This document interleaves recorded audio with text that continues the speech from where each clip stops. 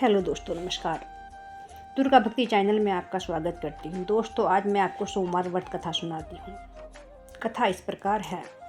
एक साहूकार था जो बहुत धनवान था। उसके घर में धन आदि किसी प्रकार की कमी नहीं थी, परंतु उसको एक दुख था, उसके कोई पुत्र नहीं था। वह इसी चिंता में दिन रात रहता था। पुत्र की कामना के लिए वह प्रति सोमवार को शिवजी का व्रत और पूजा किया करता था। शाम काल को शिवजी के मंदिर में जाकर शिवजी के विग्रह के सामने दीपक जलाया करता था और भक्ति भाव से भगवान से पुत्र प्राप्ति की कामना किया करता था। उसके भक्ति भाव को देखकर एक समय पार्वती जी ने भगवान शिवजी महाराज से कहा कि महाराज, यह साहूकार आपका अनन्य भक्त है और सदैव आपका व्रत और पूजा बड़ी श्रद्धा से करता है। आप इसकी मनोकामनाओं को पूर्ण कीजिए। शिवजी भगवान कहने लगे, हे पार्वती, यह संसार कर्म क्षेत्र है। यहाँ जो जैसा कर्म करता है वैसा ही फल पाता है। इसके भाग्य में कोई पुत्र नहीं है, फिर भी यह पुत्र प्राप्ति के लिए ही दुखी रहता है। तो पार्वती कहने लगी, हे भगवान, यह आपका भक्त है, आपको इसका कष्ट दूर करना चाहिए। अगर आप इसका कष्ट दूर नहीं करेंगे तो फिर कौन आपकी पूजा करेगा। पार्वती जी का ऐसा आग्रह देख शिवजी भगवान कहने लगे, हे पार्वती, इसकी किस्मत में कोई पुत्र न होने पर भी मैं इसको एक पुत्र प्राप्ति का वरदान देता हूँ, परंतु वह पुत्र केवल 12 वर्ष तक ही जीवित रहेगा। इसके पश्चात वह मृत्यु को प्राप्त हो जाएगा। इससे अधिक मैं और इसके लिए कुछ नहीं कर सकता। यह सब बातें साहूकार सुन रहा था। उससे इसको बहुत प्रसन्नता नहीं हुई और कुछ दुख भी नहीं हुआ। वह पहले की तरह शिवजी भगवान का व्रत और पूजा करता रहा। कुछ समय पश्चात उसकी स्त्री गर्भवती हुई और 10वें महीने एक सुंदर पुत्र की प्राप्ति हुई। साहूकार के घर में खुशियां मनाई गई, परंतु साहूकार ने इसकी कोई खुशी नहीं मनाई और न ही यह भेद किसी को बताया। जब वह बालक 11 वर्ष का हुआ तो बालक की माता ने उसके पिता से उसके विवाह के लिए कहा। साहूकार ने कहा, अभी मैं इसका विवाह नहीं करूँगा, अपने पुत्र को काशी जी पढ़ने के लिए भेजूँगा। साहूकार ने अपने साले को बुलाया, उसको बहुत साधन देकर कहा, तुम इस बालक को काशी जी पढ़ने के लिए ले जाओ और रास्ते में ब्राह्मणों को भोजन कराते और यज्ञ कराते हुए जाओ। दोनों मामा भांजे रास्ते में यज्ञ करते हुए और ब्राह्मणों को भोजन कराते हुए जा रहे थे। रास्ते में एक शहर पड़ा। उस शहर के राजा की कन्या का विवाह था। दूसरे शहर का राजा जो बारात लेकर आया था, उसका लड़का एक आंख से काना था। राजा को यह चिंता थी कि कहीं कन्या के माता पिता वर को देखकर विवाह में कोई अड़चन ना पैदा कर दे। इसीलिए जब उसने सुंदर सेठ के लड़के को देखा तो मन में विचार किया कि क्यों ना विवाह का कार्य सेठ के लड़के से ही पूरा करा लिया जाए।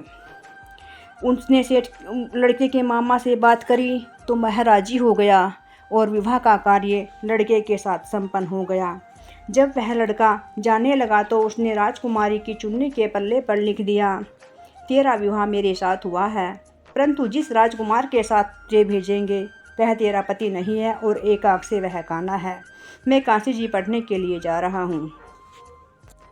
राजकुमारी ने जब चुन्नी पर ऐसा लिखा हुआ पाया तो उसने राजकुमार के साथ जाने से मना कर दिया और कहा कि यह मेरा पति नहीं है, मेरा विवाह इसके साथ नहीं हुआ, मेरा पति तो काशी पढ़ने के लिए गया है।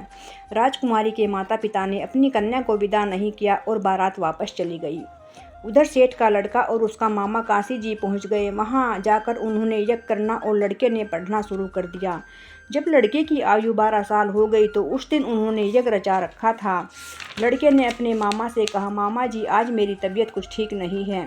मामा ने कहा, अंदर जाकर सो जाओ। लड़का अंदर जाकर सो गया।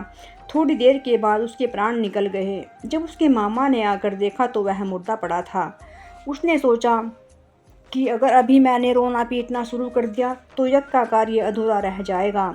उसने जल्दी से यज्ञ का कार्य समाप्त कर ब्राह्मणों के जाने के बाद ही रोना पीटना शुरू किया।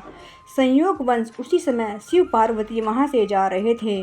उन्होंने जोर जोर से रोने की आवाज़ सुनी तो पार्वती कहने लगी, महाराज, कोई दुखिया रो रहा है, इसके कष्ट दूर कीजिए। जब पार्वती और शिवजी भगवान ने पास आकर देखा तो वो लड़का मुर्दा पड़ा था। पार्वती जी कहने लगी, महाराज, यह तो वही लड़का है जो आपके वरदान से पैदा हुआ था। शिवजी कहने लगे, हे पार्वती, इसकी आयु इतनी ही थी, सो भोग चुका। पार्वती जी ने कहा, महाराज, इस बालक को और आयु दे दो, नहीं तो इसके माता पिता तड़प तड़प कर मर जाएंगे। पार्वती जी के बार बार आग्रह करने पर शिवजी भगवान ने उसको जीवन वरदान दे दिया और शिवजी भगवान और माता पार्वती कैलाश पर चले गए और लड़का जीवित हो गया। तब वह लड़का और उसके मामा उसी प्रकार यज्ञ करते और ब्राह्मणों को भोजन कराते हुए अपने घर की ओर चल पड़े। उसी शहर में आए जहाँ उस लड़के का विवाह हुआ था। वहाँ पर आकर उन्होंने यज्ञ करना प्रारंभ किया तो उस लड़के के ससुर ने उसको पहचान लिया और अपने महल में ले जाकर उसकी खूब सेवा की। दास दासियों सहित आदरपूर्वक लड़की और जमाई को विदा किया। जब वह अपने शहर के निकट आए तो मामा ने कहा कि मैं पहले तुम्हारे घर जाकर खबर कर आता हूँ। लड़के का मामा घर पे आया तो लड़के के माता पिता छत पर बैठे हुए थे और उन्होंने यह प्रण कर रखा था कि अगर हमारा लड़का सकुशल घर आ गया तो हम नीचे उतरेंगे, नहीं तो छत से कूदकर अपने प्राण त्याग देंगे। लड़के के मामा ने कहा कि आपका पुत्र आ गया है। उन्हें विश्वास नहीं हुआ। उन्होंने शपथ पूर्वक मामा से कहलवाया। फिर उन्हें जब विश्वास हुआ कि हमारा पुत्र आ गया है तो उन्होंने बहुत आनंद के साथ में अपने पुत्र और बहू का स्वागत किया। वह प्रसन्नता से रहने लगे। इसी प्रकार जो कोई भी भगवान सोमवार के व्रत की कथा को सुनता है या व्रत करता है और कथा को पढ़ता और सुनता है, भगवान उसकी सभी मनोकामनाओं को पूर्ण करते हैं।